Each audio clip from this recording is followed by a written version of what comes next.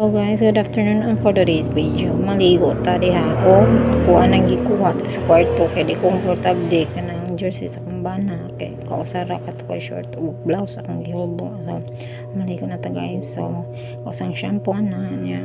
Maniampo ta diyan. Bobo, kauman. Magkeratin sa guys niya. Kauman.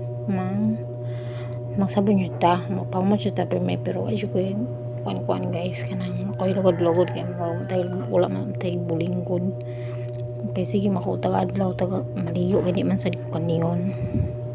So I hope mahumanin ninyo ang video guys, ug salamat sa tan-aw ani sa nga video ha. That's all for today. Thanks for watching. Dili lang ko to batuang voice over. Bye bye guys. Bye.